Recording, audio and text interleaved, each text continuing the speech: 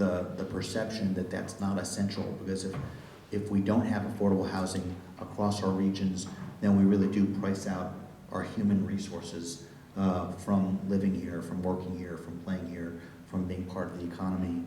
So it's one thing to talk about innovative housing solutions.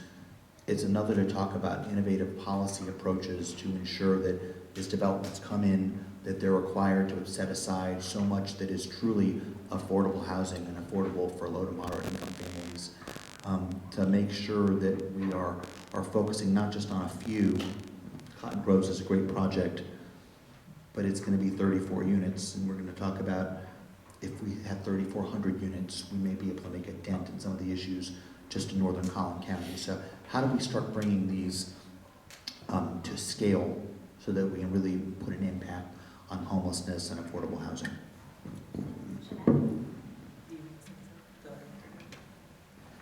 Just wanted to comment on the fact that there are many different models that are out there that are sometimes applicable and other times not. What I've seen, though, is a lot of entrepreneurship in some of the areas that we've touched on within the Metroplex, whereby there are collaborations. And I guess the fear a lot of people have is that if you have a lot of low-income individuals in one spot, it's going to be a melting pot for disaster, danger, and don't come around these streets because of different things people have perceptions about. If you bring together a unit that has mixed income within that development, the likelihood of that occurring is very small. We've done studies across the nation whereby the right mix of individuals in a development will create not despair or people doing things that are not legal. It encourages those who are the least of us to want to do better. And how can they improve themselves? They model that same thing that they see going on around them. So there's a kind of like a competitive spirit going on within those developments. And since I've lived here since 1982 in Plano. Moved here from North Dallas as an intern for Texas Instruments when they were right over here off of one of these streets over here, Plano Parkway. And I've seen this city change and develop so much. Central was 2 lanes on both sides. And it kind of like went dark after you got past the, you didn't have any lights past. McKinney was like, I couldn't even see McKinney over there. Yeah, farmland. But there has been a lot of good movement in some of the things that people have developed today, as you well know, in the housing arena and the supportive housing, because it is not that people are just lazy and they don't want to do better. A lot of the people I run across, they want to be better, but the resources and the educational support and things that they need in order to get to better jobs are not bountiful. So we're doing everything we can to encourage citizens to understand that all the words you hear about how bad these people are, many of them are not that way. We can't just cast all of them in that particular category, but having the opportunity to work hard and to be able to sustain themselves is a very prideful thing. And I talk to people every day that are so glad that they had that opportunity. So I kind of want to remind us of something, because Plano, we have a large population that continues to get more mature, just like our housing gets more mature, and they are living on a fixed income. So when we talk about low to moderate income, a lot of us are talking about people that could end up there, we in the room could end up there. So I just want to make sure, so when we talk in Plano about there being a housing affordability issue, that's across the realm, from the 103 people that were homeless on the street to the guy that lives over, if you're familiar with Plano and Willow Bend, who you didn't realize that he lost his job, and the first sign of it was that his grass kept growing and growing and growing. You're complaining because you think that he just is being lazy and not cutting his grass. What you don't realize is he lost his job. You don't realize that his BMW or his Mercedes, he hasn't been paying for it.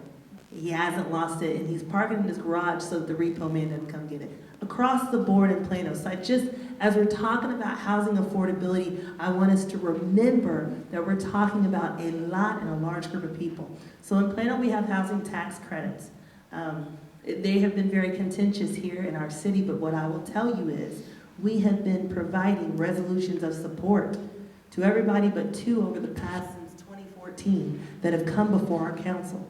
And you all know we've had a change in council and the same thing has happened. Housing tax credits is a way that the federal government, through the IRS tax credit code, section 42, those of you that are super readers like me, they actually are able to, they encourage private investment into housing.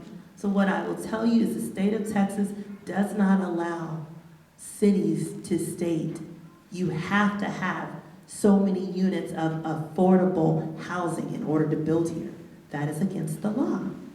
So as cities, all we can do is incentivize the builders to do it. I am looking forward to our city council in the city of Plano to get back into our housing plan, because they are going to get back into it, and to see what kind of tools that they come up with to incentivize this type of development. But housing tax credits, when you think about the ones that have come through Plano, there are currently 6 that are built. Of those 6, 5 of them are for seniors. I need us to think about that. You know, my parents, I will speak about them, then I will be quiet. My dad is 70 and my mom is 69. They live in a 5-bedroom house. Nobody lives with them, but they've been living there forever.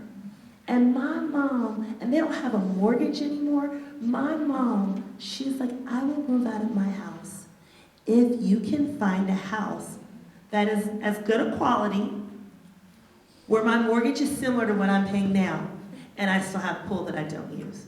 I love my parents, but they are not the extreme in Plano. They are the norm. There are so many people in Plano that are like them. So I need us to remember as we talk, there's a housing affordability issue that the Plano City Council has said, hey, we are going to address it. And they have staff and us that are excited and willing and wanting to go down this path. So when we start thinking about not in my backyard, we need to think, are we talking about our parents? Our parents, our friends at church, my Sunday school teacher, however you want to be, we need to rethink how there's a lookup. So.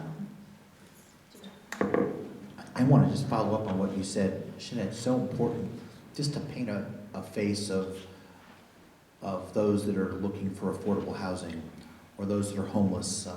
Many of us participate in the Collin County Homeless Coalition, and our friends who struggle to find housing, affordable housing. We're talking not just about people that you would say, what's a stereotype? Somebody living under a bridge that's not working or that's dealing with mental illness. No, we're talking about people that are staying in extended stays because they don't have the money or the credit to even get into an apartment complex. We're talking about families that are couch surfing with friends, with neighbors, that are dependent on faith-based community to help support them through times of crisis. We're talking about the very people that we interact with on a daily basis.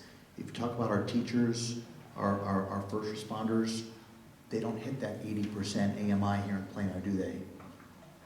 So we need to not think of, oh, low income, what does that mean here? Everybody has value to our financial ecosystem, to the fabric of the community here in Plano, here in Collin County. So, and I know the good people, not just on city council here in Plano, but across our county, are focused on our moral obligation to come up with solutions so that we can provide housing for all those that serve our community. But I just want to make sure we dispel the myth of what it means to be homeless or to be low income, and why it's important that we focus on housing for all. Shanette, you mentioned about developers and the need to really encourage developers to start building more. What can the philanthropic community and employers do to help encourage, maybe close some of the gaps so that developers are able to start building more units? How do we get money from corporations? Is that what she's asking? And philanthropy. And philanthropists, which we have many in Collin County. There are many philanthropists here in Collin County that actually are funding agencies in Dallas County because they didn't realize at the time how much need we have. So our city, she asked me this question, and she knows because we've talked about this. As we go forward, further looking into our housing plan and housing policies, there are a lot of things and practices that exist, not necessarily here in Plano, but that we as staff are looking at, where corporations have already stepped up. They've already stepped up and started funding, and philanthropists have started funding and putting money into a housing fund. No, we do not have one in Plano, right? Let me just say that. But there are a lot of options, so I'm giving you options because I think you want to talk about options, where corporations and philanthropists could give money for the purpose of affordable housing. When we talk about affordable housing in Plano, our affordable housing, we normally say workforce housing. Workforce housing is 120% of the area median income. The median income in Plano, per our demographics, because I did look at the website before I came, is $88,578. Times that by 120, percent. That's what we talk about. That amount and below is what we are considering here in Plano as workforce housing. So corporations can definitely get involved in that. During our housing plan, we spoke to a lot of large corporations here in Plano, and they have upped their income for their employees just to keep them coming all the way out here in Plano. And they are looking at, I know Texas Health Resources actually is looking at funding housing for their employees. So those are options that exist as a whole, and I'm hoping that as our city continues to develop this housing plan, that we start looking into some practices like that honestly they exist. If you say they don't exist, talk to me afterwards. I can name you a few cities that already have it. Not necessarily here in Texas, but it can be done. I just wanted to also emphasize the fact that revitalization is also key to what we need to do as well. In that arena, we've got the old and the new.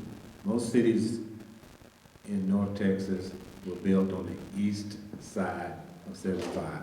You go up to the line, Allen, look at all the cities on the east side.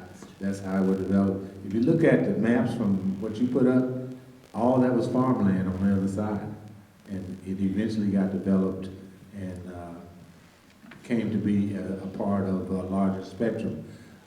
Basically, what I wanted to emphasize is that we have got to do a better job in bringing all of those resources together, because we can do a little good over here and a little over there, but when we bring them together, it'll make for a much greater opportunity, and we'll see people beginning to rally around support of the things that we need to have done in order for us to get out of this housing crisis, because it's a downward spiral. I don't know if you know many people that have been in that arena, but it brings tears to my eyes when I have to sit down and talk to an individual that has gone through a tremendous and traumatic experience, such as losing a loved one and not being able to take care of their house, and losing the house, and then having to come and seek out some way to be able to sustain themselves. It's a sad state, but those kinds of things are things we can do something about if we work together. And that's why I think collaboration, not only just between us in this geographic area, but McKinney and Dallas and all of us coming together, working together to achieve the same type of goal that will provide security for those people. With the changing demographics that we're going to be seeing in the next 20 or 30 years, what are some changes in housing that we'll be looking for? Are there going to be any types of approaches that we need to make sure that we continue to focus on for the growing demands of seniors? Does anybody want to touch on that? Okay, so, yes, we did do a study. What's interesting in our study, we had 3,300, it's a big difference. People complete our housing plan study when we did it a year or so ago. And regardless of all the data that we shared with them, everybody wanted a single-family house. And they wanted privacy. And I respect that in my single-family house. I get it. But when you mentioned redevelopment, that is true. We're going to have to look at redeveloping land. And there are other housing types. You know, we asked people in our housing study, and Mr. Burke here sat on our housing advisory committee. Ms. Garza sat on our housing plan advisory committee too. They sat on the committee and they saw the data from people here living, I'm just going to talk about our city. We asked them, are you interested in a duplex, in a townhome, something a little bit smaller? And we have to have a shift in our mindset. You know, shame on me for talking about my parents and their mindset when I'm not that far living in my house. What happens when my kids get older?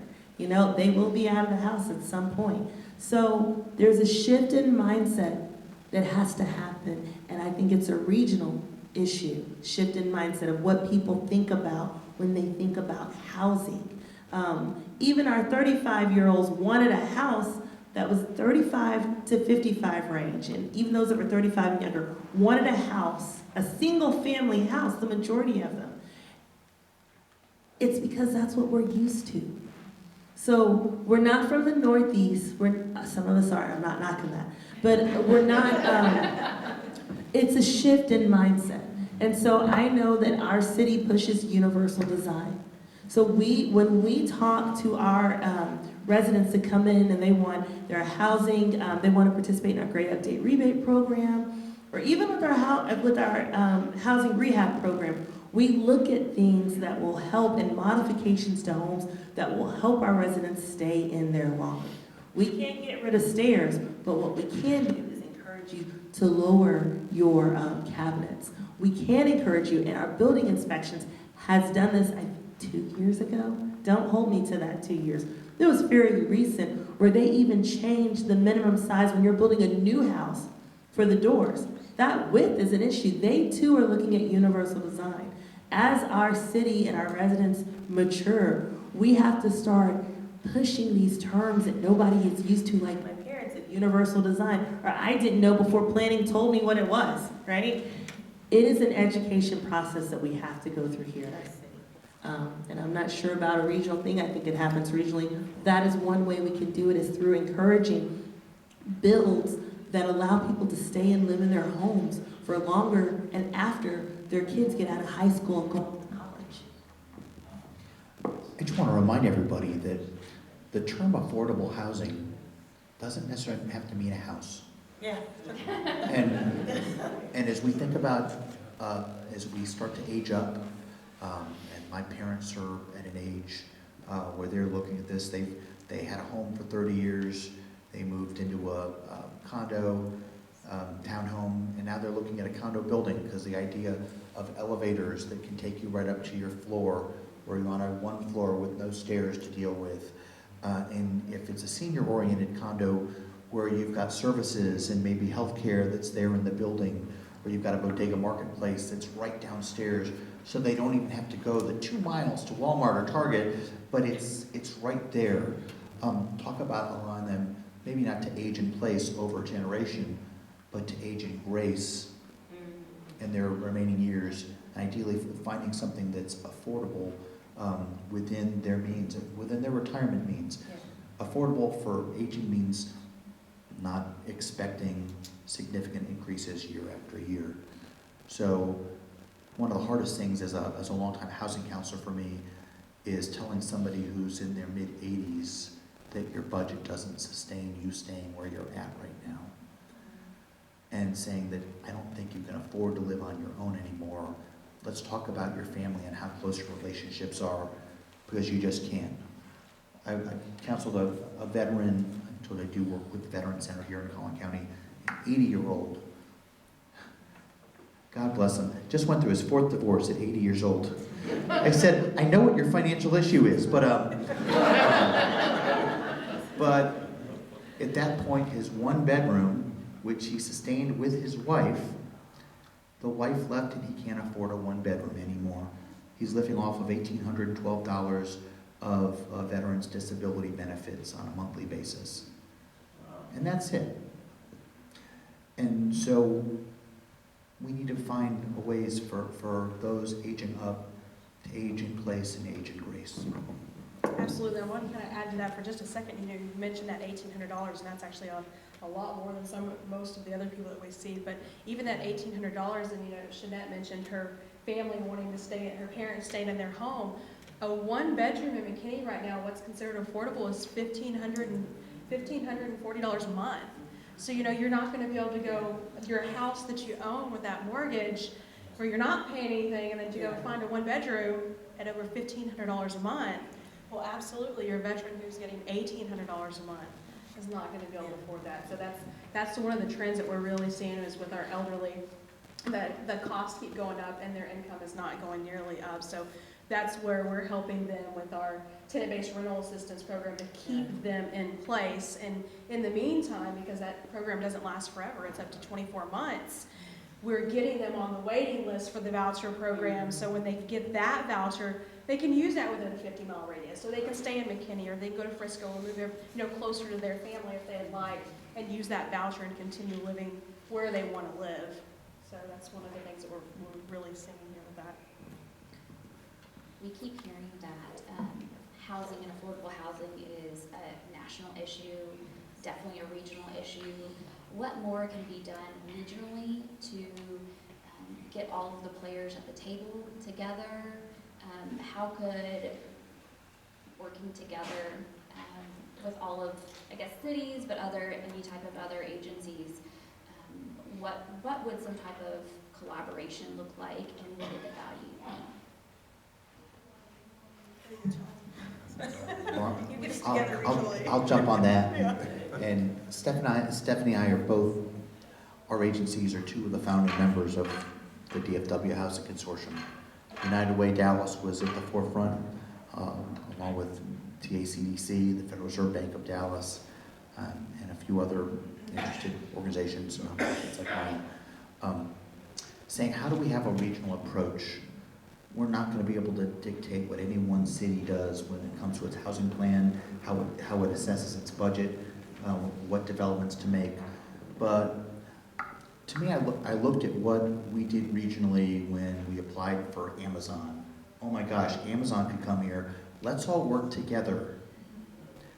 Eventually, if somebody got it, it would only be one of the cities across the Metroplex, but we all came together for a financial opportunity.